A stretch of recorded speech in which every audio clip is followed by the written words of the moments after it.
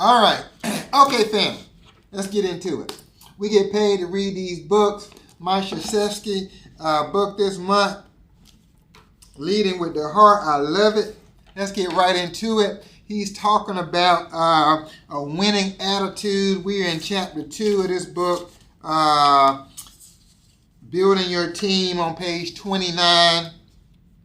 Talking about one of his former players, Danny Ferry. Didn't go to the NBA after his junior year. He stayed another year at Duke and played his senior year. And he said he got better that year. He says, and so the concept applies to teams as well as individuals.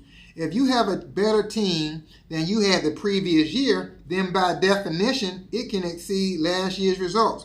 But a better team can and should have a higher standard of excellence. This is my insight. This is where the leader comes in. The leader has to assess the quality of the team, set the standard, and work with the team to achieve that standard to be the best they can be every time out. My point, leaders set the standard. Then they have to track, measure, and push to progress and grow. Teammates, every time I read a coaching book, and we read one every couple of months, it always gets back to the same. Standards, progress, measurement, tracking. Standards, progress, excellence, tracking. Progress, standard, tracking, excellence. It goes back to the same stuff. We're going to get better. We're going to build a huge business. All right, now let's get on over here to point 2.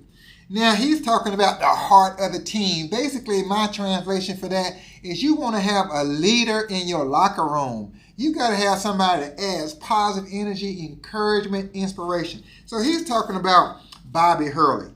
So leaders have to search for the heart of on a team, because the person who has it can bring out the best in everybody else. And if you're fortunate, because teammates, they ain't like a dime a dozen. It's hard to find leaders like that. If you're fortunate enough to have more than one member with various aspects of heart at high levels, it simply lifts everybody up to that much higher level of performance, including the leader. The person with heart inspires the entire team. It's like chemistry. He's the one who makes the formula work. The one element that sets off the explosive reaction.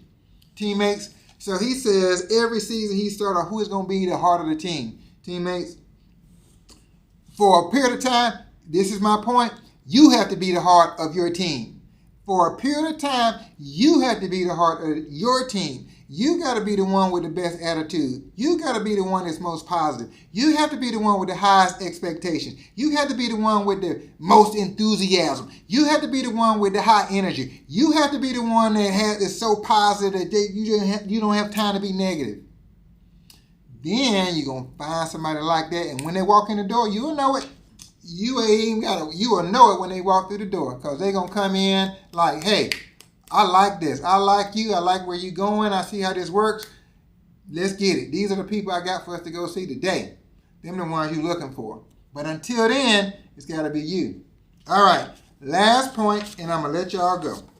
Now we're going over here in chapter 3, establishing discipline.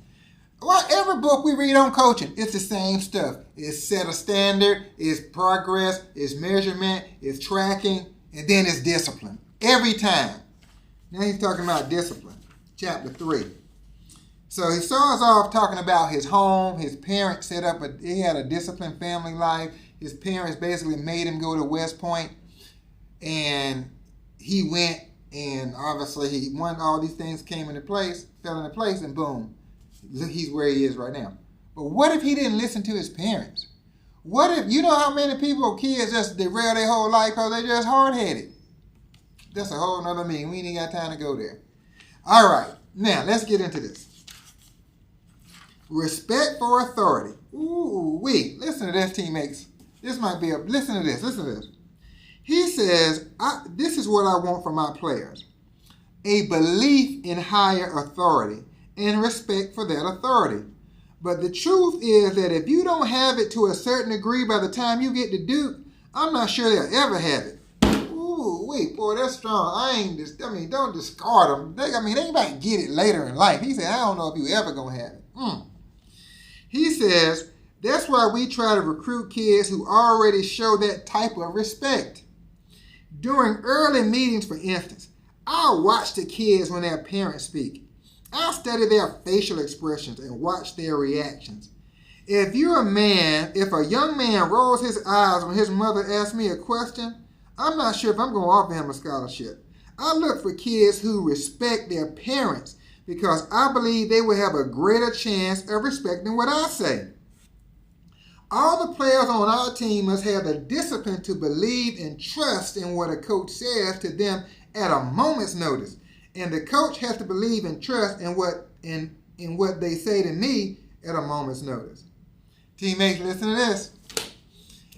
That is the kind of heart of the foundation of this relationship and respect for authority is the trust.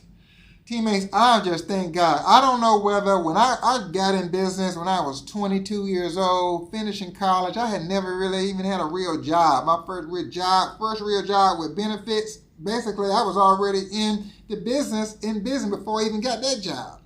So I didn't really have any experience. So I don't know if so much of my trust was just basic naivety or just hope that somebody telling me the truth. I didn't know the different types of life insurance. I didn't know buy term and invested difference was better than whole life or universal life or whatever. I was just trusting my leadership.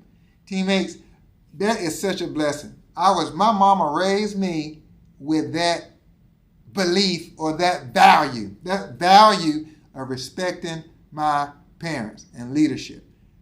That if it hadn't been for that, all these other things wouldn't have never happened, because you got to submit to leadership in order to receive the value of what they're trying to help you with. So I guess if I was going to put that into one phrase for an insight, I guess I would say trust. What do you say? Healthy respect for authority takes time to develop. Because obviously you don't trust somebody you don't know. It takes time. So I guess I'll just put it in the insight. Healthy respect for authority takes time to develop. So if you model the type of activity, behavior that you want people around you to have, then you can build a winning culture. Teammates, I hope that helps. I love this stuff, man. This gets me going in the day. Hope it helps you too. Love you guys. We'll run this back again tomorrow.